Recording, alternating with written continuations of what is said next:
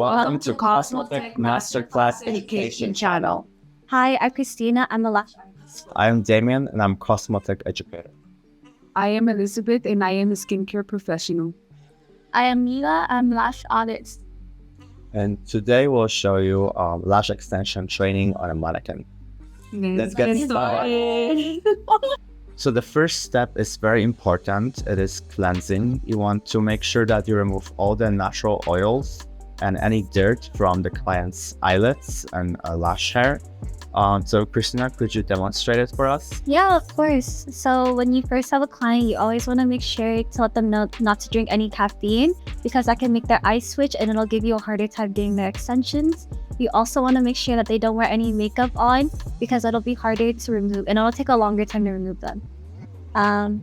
So first, when you do lash extensions, we're going to use these fake natural lashes that you get from your kit, and we're going to apply it on. So you get your lashes, a pair of tweezers, and some lash glue. So you grab a lash,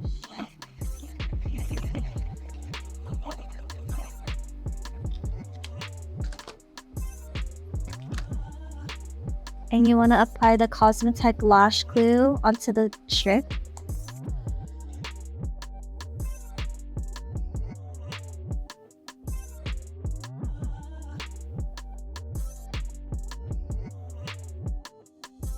And then apply it onto your mannequin to replicate a natural lash on a real client.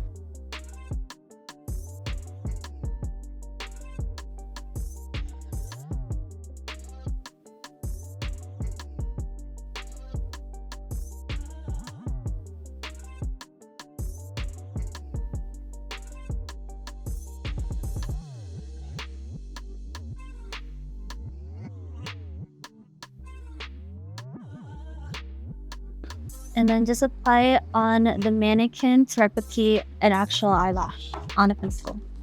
And then to prep and clean your eyelashes, you want to make sure you use a gentle foam cleanser. This is the Cosmotek Gentle Foam Cleanser. You don't need to buy a new one. You can always just refill it with distilled water and baby shampoo. And then we have a water bottle here. This is so you can rinse your client's eyelashes with this squeezy bottle. We also have cotton pads to catch the water with, and you want to make sure you guys have disposable lip applicators. And then, so first, to cleanse your client's eyelashes, you want to apply the shampoo lash on top of their eyelids.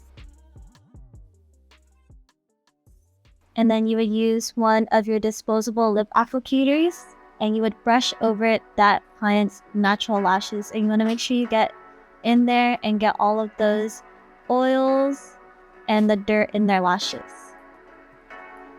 And then once you've rinsed or scrubbed everything clean, you'll get a cotton pad and your squeezy bottle.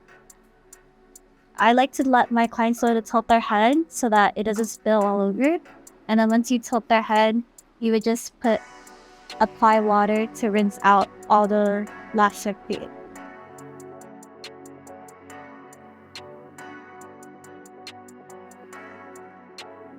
And then I use the cotton pads because they're gentle, and then you can just dry out their eyes. And that is how you clean and prep your lash before your lash application for good retention. Alright, so after you finish washing your client's lashes, you want to get your fan and a spoolie, and then you want to click this button right here to turn on the fan. And as you fan your client's lashes, you want to make sure to brush them as well to separate. Just keep brushing and fanning your client's lashes until they're dry.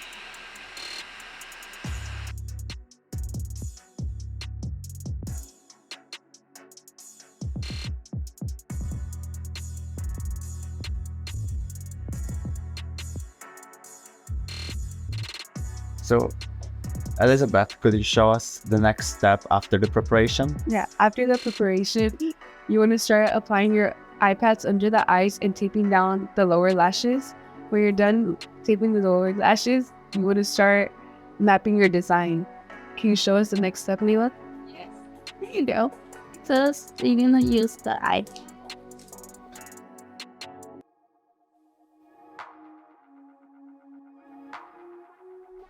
You just put under it. You see? Oh, and so to apply the eye pads, you want to apply it under the eye and on top of the bottom lashes. You want to make sure it's away from the waterline of the eye to not irritate your client's eyes.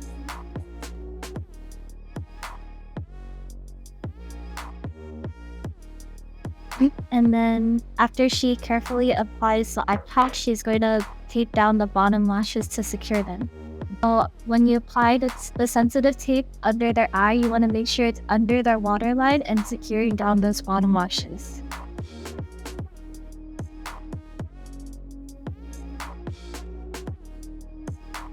Now you'll apply tape on the upper eyelid to pull up the lashes to be able to apply and see the lashes back.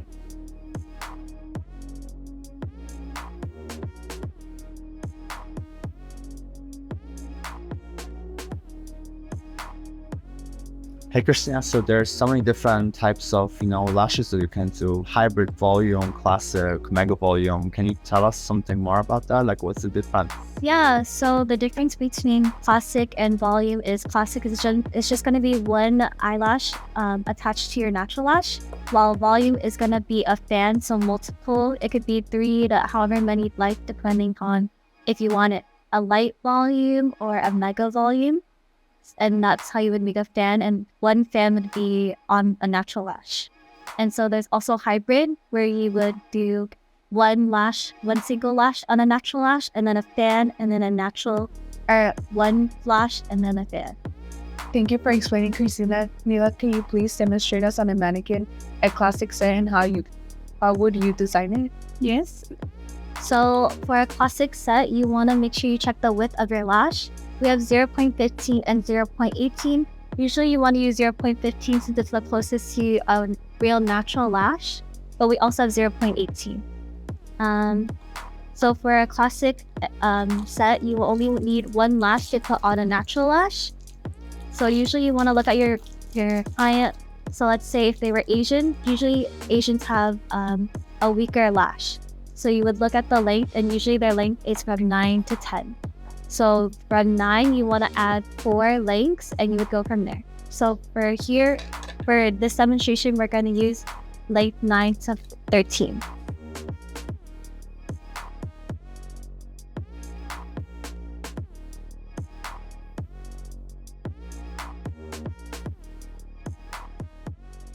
So to map a set, you first want to divide the section. So you want to divide first at the inner corner, where the first lash is, and divide it at the outer corner where the last lash is. And then you'll cut them into 5 sections.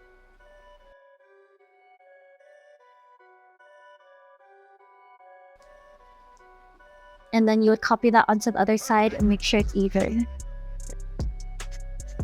So for this set, we're going to do an open eye. Open eye is when the longest lash is going to be in the middle. And so the inner corner and the outer corner will be the shortest length. So you would put number 13 in the middle.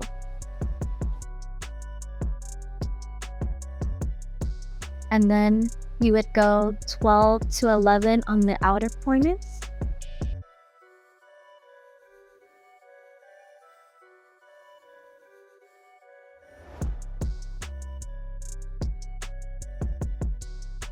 And then between those 2 sections. And then you'll divide it again one more time in each section. And since it is an open eye, we want to make sure the longest is in the middle and the shortest is in the inner and the outer corner. So from the inner corner, you're going to go 9, 10, 11, 12, 13 will be the longest in the middle. And then to the outer corner, it'll go 12, 11, 10. So Christina, which tweezer would you recommend that would be best for this classic set? So for a classic set, it's really good to have good isolation tweezers. This is the first generation of isolation tweezers, and these are the second generation. These are really good for pros. You should have these in your kit. These are going to be really good for a classic, and you can use them for volume as well. They're handmade, and they're also titanium as well. And these tweezers are really good for volume. They're also handmade in titanium. They have nanofiber tips and they are really thin and have a sleek design. So these specifically are a 50-degree angle, which is good for the wiggle method. These are a 90-degree angle, which is good for the pinch method, and which is really good for, you can use them for both classic, but they are also very useful for volume band. So Mila, how would you hold the tweezers? So to hold the tweezers, you want to use your left hand and place your ring finger on your client's head for balance. And then you want to open the tweezers up to go into their lashes and isolate one single lash. On your right hand, you want to use your middle finger to help stabilize, and your thumb and pointer finger will be used to pinch and squeeze the tweezer. You don't want to use too much power. Make sure it's not too strong or too light. If it's too strong, it will strain your hand, and if it's too light, you'll drop the lash. First, you want to make sure you get a glue ring and you put it on your finger. Then you want to get one of your glues from inside your container. These containers are really good to keep your glue fresh and cool. And then in your container, I'll grab the glue and put it in the glue shaker. And then you'll click this button right here and it'll shake the glue for you. 10 to 30 seconds. You want to make sure your glue is shaking well for better retention. And then after shaking your glue, you want to make sure you grab a lint-free wipe and apply the glue inside the glue ring.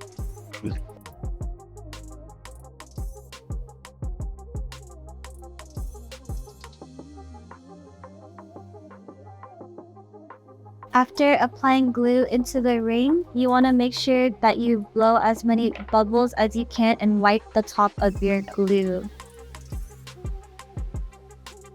So where would you start, in the inner corner, outer corner, or in the middle?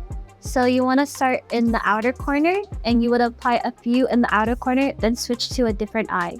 The reason we do this is because we want to make sure the glue cures, and if we don't isolate properly and we don't switch between eyes, then the lashes will stick together. You also want to do this to make sure that the eyes are symmetrical, so that in the case of your client having to leave in the middle of the emergency, both eyes will look the same. So where would you tell me to place that lash? At the top of the eyelash, underneath the lash, or at the side of the lash? So all of those placements are correct. You can use you can put the lash on top, on the side, or underneath. Professionals prefer to put them underneath the lash because the retention is better. It'll hide from all the environmental effects. So, but if your client has any gaps in between their lashes, you can put them on the side to hide those gaps. You just want to make sure that the lashes are parallel to their natural lash line.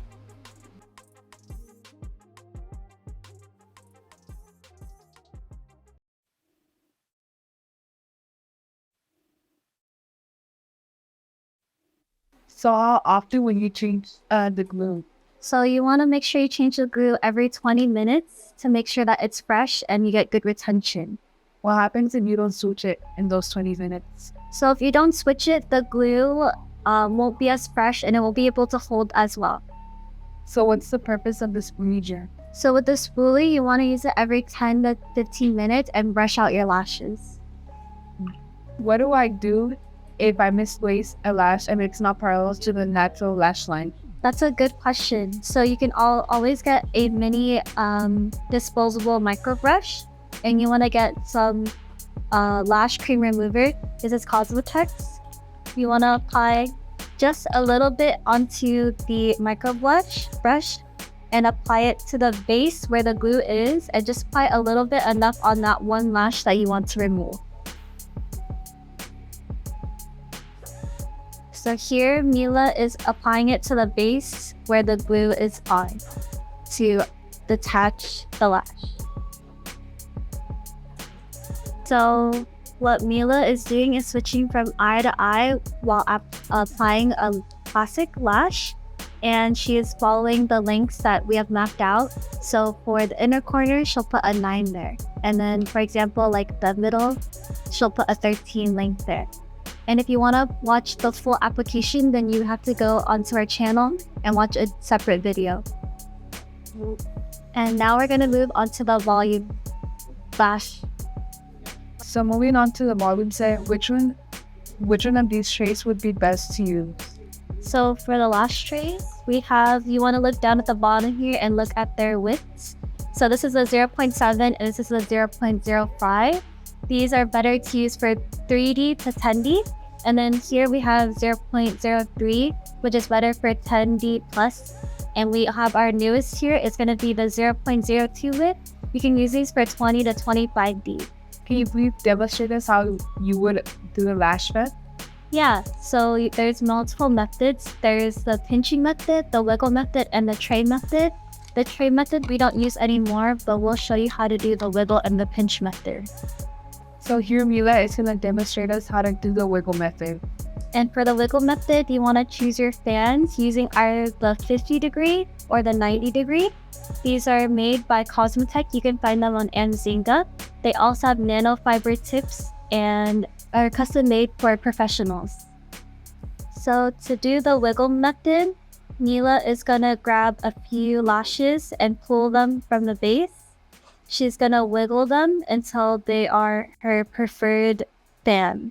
Is there a set of numbers of how many lashes you should grab? It depends on the volume you want. So for a lighter natural volume, you would do 3Ds. The more volume you would want, the more lashes you would add onto the fan. Before making your fan, you want to use the glue aid. Here at Cosmotek, we don't use primer, we use glue aid, and you want to apply it to the base to help you make this fan. They'll also help accelerate the glue.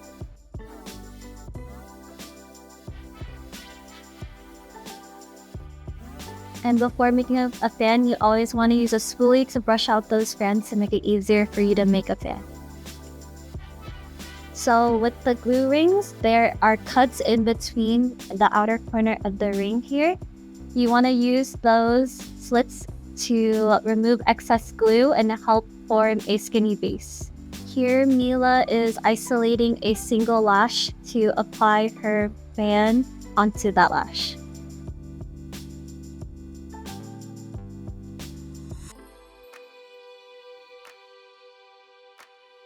So now I'll be showing you guys the pinching method. So I like to use a 90-degree angle tweezer, and I prefer a curved isolation tweezer. First, I'll apply glue aid onto the lash to help accelerate the glue and apply it to the base of the lash extensions. Then I'll grab lashes from the base and I'll pinch the base under the lash. I'll apply glue, remove excess, and apply under that natural lash. And now using the 0.2 lashes,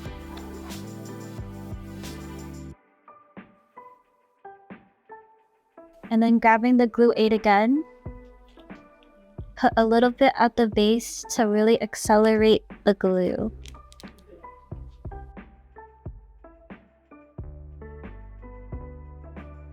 Then I'll use my 90-degree angle tweezer to grab more lashes at the base, since these are 0.2, and pinch the very base to make my preferred fan.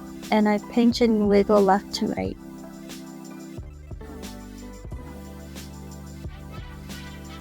And then here's my fan.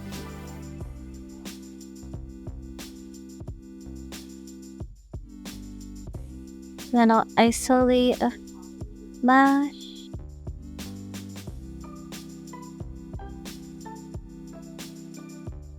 Apply glue, use the slit to remove any excess and make the base skinnier, and apply it under the natural lash.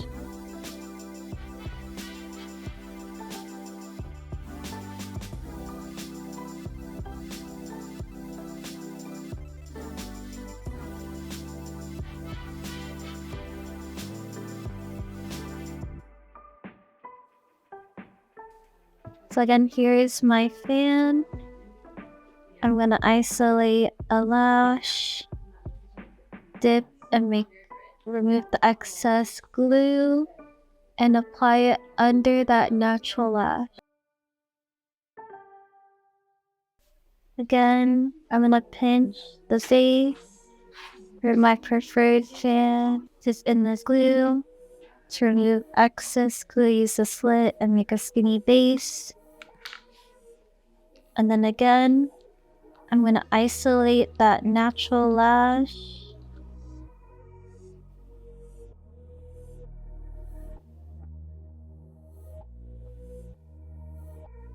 And go under and apply it under that lash.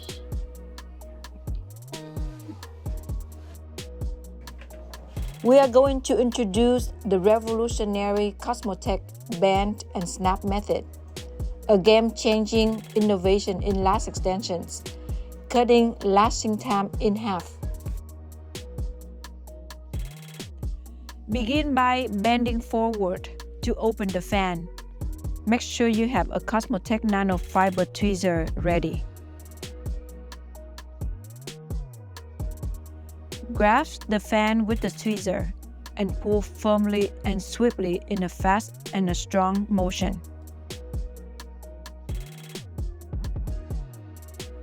Swipe the tweezer along the bottom of the fan, specifically at the area resembling a heart shape, to pick up adhesive and create a narrow leg shape. In the bending motion, carefully swipe the tweezer to remove any excess adhesive and fully open the fan.